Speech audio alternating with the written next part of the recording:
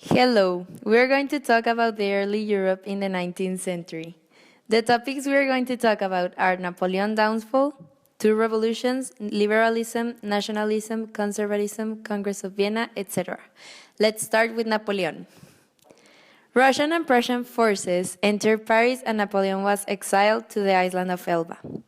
The terms of peace between the victors and France was settled in another Treaty of Paris. The victors over Napoleon gathered at the Congress of Vienna to create a stable Europe. At the Congress of Vienna, September 1840 to June 1815, the British, Spain, Portugal, a politically new France, and the Netherlands meet to discuss the world without Napoleon, and they agreed to eventually abolish the slave trade. The purpose of this Congress was to maintain conservative ideas such as a monarchy. The Industrial Revolution began in Great Britain in the 1780s. The Industrial Revolution took decades to spread to other Western nations. Several factors contributed to make Great Britain the starting place. Napoleon's downfall began in 1812 when he decided to invade Russia. The Russians had refused to remain in the continental system, leaving Napoleon with little choice but to invade. He knew the risks in invading such a large country, but he also knew that if he did not punish the Russians for ignoring the continental system, other nations would follow suit. In June 1812, a grand army of more than 600,000 men entered Russia. Napoleon's hope depended on a quick victory over the Russians, but they refused to do battle. Instead, they retreated for hundreds of miles. As they retreated, they burned their own villages and countryside to keep Napoleon's army from finding food. When the Russians did fight at Borodino, Napoleon's forces won an decisive victory which cost many lives. Then, the Industrial Revolution spread to the rest of Europe at different times and at different speeds. Belgium, France, and the German states were the first to be industrialized in continental Europe, and their governments actively encouraged such development. Governments provide funds to build roads, canals, and railroads. By 1850, a network of iron rails spread across Europe. The revolutions of 1830, in France, the Bourbon monarch Charles X, a reactionary, attempt to censor the press and take away voting rights from the major part of the middle class. In response, liberals overthrew Charles X in 1830 and established a constitutional monarchy. Louis Philippe, a cousin of Charles X, took the throne. Political support from the new monarch came from the upper middle class. This was the cause for three other revolutions around Europe. Belgium, which had been annexed to the former Dutch Republic in 1815, rebelled and created an independent state. Both Poland and Italy, which were ruled by foreign powers, made efforts to break free. These efforts, however, were less Universal successful. male suffrage, meaning all adult men could vote. The provisional government also set up national workshops to provide work of the unemployed. News of the 1848 revolution in France led to upheaval in other parts of Europe. The Congress of Vienna, which lasted from 1814 to 1815, had recognized the existence of 38 independent German states, called the German Confederation. Of these, Austria and Prussia were the two great powers. The other states varied in size.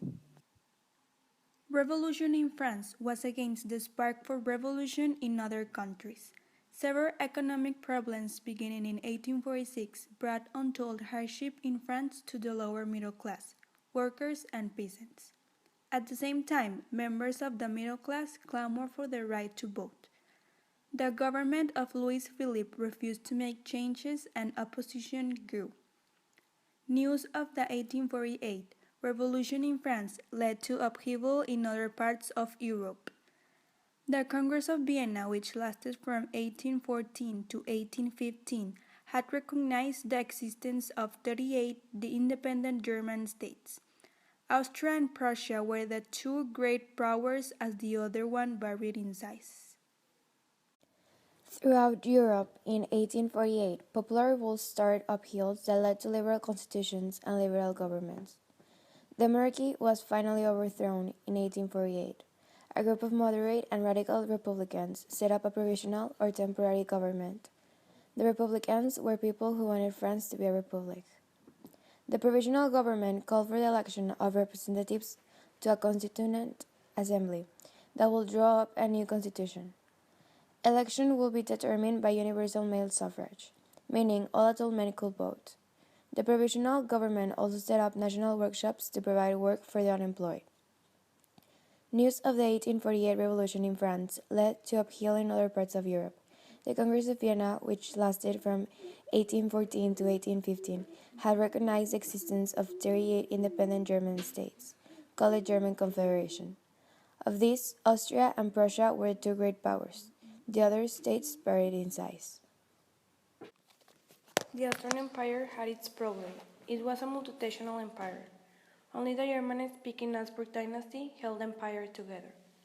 The Germans taught only a quarter of the population and played a leading role in governing the Austrian Empire. In March 1848, demonstrations erupted in the major cities. To calm the demonstrators, the Habsburg court dismissed Metternich, the Austrian foreign minister who fled to England in Vienna. Revolutionary forces took control of the capital and demanded a liberal constitution. To appease the revolutionary, the government gave Hungary its own legislature. Austrian officials had made concessions to appease the revolutionary, but were determined to reestablish their control over the empire. In June 1848, Austrian military forces crossed with the Czech rebels in Prague, and by the end of October, the rebels in Vienna had been defeated as well. With the help of a Russian army, the Hungarian revolutionaries were finally stopped in 1849. The revolution in Austrian Empire had failed. Forces of change. Between 1815 and 1830, conservative governments throughout Europe worked to maintain the old order. However, powerful forces for change, known as liberalism and nationalism, were also at work. Liberalism is a political philosophy that grew out of the Enlightenment. Liberalism held that people should be as free as possible from the government restraint. The Crimean War. The Crimean War was a conflict in which Russia lost to an alliance of France, the United Kingdom, the Ottoman Empire, and Sardinia. The immediate cause involved the right of Christian minorities in the Holy Land, which was controlled by the Ottoman Empire. ¿Qué piensas sobre el liberalismo? Aunque mi pensamiento es más conservador, sí estoy de acuerdo, porque con el liberalismo pues tiene uno más libertades en cuanto a hacer lo que gustes, elegir tus gobernantes, no hay tantas presiones. Como dije, Para ti, ¿qué sistema es el ideal para que un país salga adelante, el conservador o el nacionalista? como me preguntaste anteriormente, mi pensamiento está más de acuerdo con el movimiento conservador en cuanto a lealtad. ¿Por qué piensas que las ideas del liberalismo han influenciado la manera en la que vivimos hoy en día?